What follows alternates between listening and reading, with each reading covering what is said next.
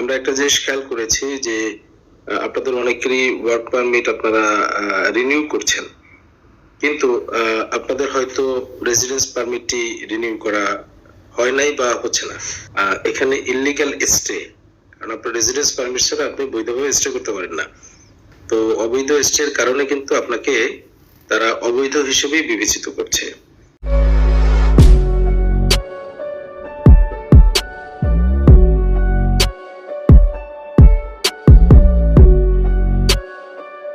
আসসালামু আলাইকুম, আশা করি সকলেই ভালো আছেন। মরিশাসের আরেকটি নতুন ভিডিওতে আপনাদেরকে স্বাগতম।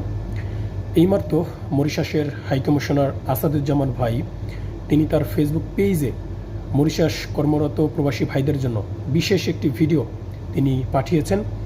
এই ভিডিওটা আমি মনে করি প্রত্যেক মরিশাস কর্মরত প্রবাসী ভাইদের এবং নতুন করে যারা মরিশাসে আসতে চাচ্ছেন বা আসবেন তাদের জন্য খুবই গুরুত্বপূর্ণ, খুবই ইম্পর্টেন্ট।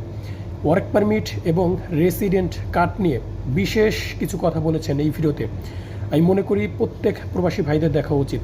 আমি ভিডিওটি শুরু করছি। শুরু করার আগে আপনাদের কাছে রিকোয়েস্ট থাকবে, যারা এখনও চ্যানেলটি সাবস্ক্রাইব করেননি, মরিচাষের নিত্য নতুন ভিসা এবং কাজ সম্পর্কে আপডেট পেতে চ্যানেলটি সাবস্ক্রাইব করেন। তাহলে আগে ভিডিওটা দেখেন, তারপর আমি বাকি কথা ভিডিওর শেষে বলবো।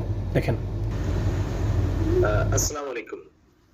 মরিশাসে অবস্থানকারী সকল ভাই বোনদের অবগতির জন্য জানাচ্ছি যে আমরা একটা জিনিস খেয়াল করেছি যে আপনাদের অনেকেরই ওয়ার্ক পারমিট আপনারা রিনিউ করছেন, কিন্তু আপনাদের হয়তো রেসিডেন্স পারমিটটি রিনিউ করা হয় নাই বা হচ্ছে না।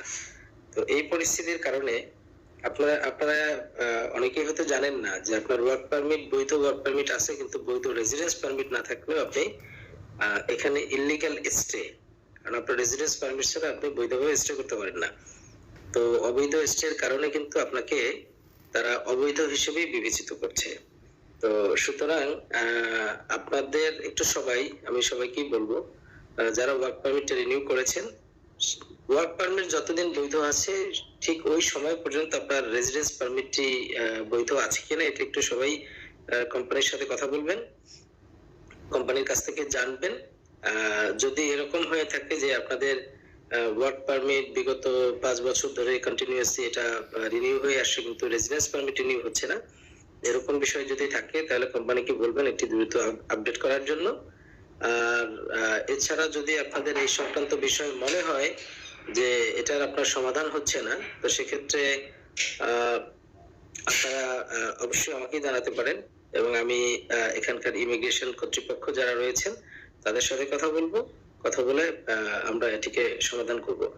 কারণ আপনি বৈধভাবে কাজ করছেন, কিন্তু রেসিডেন্স পারমিটটি আপডেট না থাকার কারণে আপনার এখানকার যে অবস্থানকালীন যে সময়টি সেটি ইললিগাল স্টে হয়ে যাচ্ছে, এবং আপনি যখন মরিশাস ছেড়ে চলে যাবেন, পুনরায় আবার আসতে চাইবেন, তখন এই ইস্যুর কারণেই কিন্তু আপনাকে আর ক্লিয়ারেন্স দেওয়া হবে না এবং ক্লিয়ারেন্সটা আপনি পাবেন না। তো সুতরাং এই ব্যাপারে আপনাদের সচেতন হওয়ার জন্য অনুরোধ জানাচ্ছি।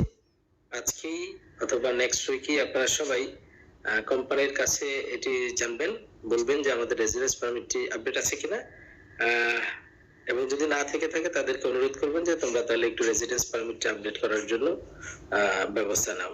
ধন্যবাদ সবাইকে, সবাই ভালো থাকবেন। আসসালামু আলাইকুম।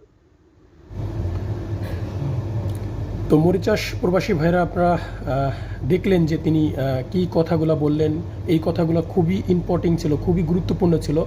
কারণ ওয়ার্ক পারমিট বৈধ থাকার পরও আপনার রেসিডেন্ট পারমিট আপডেট না থাকার কারণে অনেক সমস্যায় পড়তে হতে পারে আপনাদের। এবং যারা নতুন আসবেন বা আসেন, বর্তমানে মরিচাসে গিয়েছেন, তাদের এই বিষয়টা খুবই জানা দরকার যে আপনার ওয়ার্ক পারমিট বৈধ থাকলেও আপনার রেসিডেন্ট কার্ড আপডেট আছে কি নাই সেই বিষয়টা আপনার কোম্পানি বা নিয়োগকর্তা থেকে জানতে হবে, বা তাদের যদি আপডেট না থাকে তাহলে তাদেরকে বলতে হবে যে করতে খুবই দ্রুতভাবে। তো এই বিষয়টা খুবই গুরুত্বপূর্ণ ছিল। ভিডিওটা সবাই শেয়ার করবেন, যে যেখান থেকে দেখছেন, এতটুকু রিকোয়েস্ট, যাতে বাকি সবাই উপকৃত হতে পারে। তো ভালো থাকবেন সবাই, খোদা হাফেজ।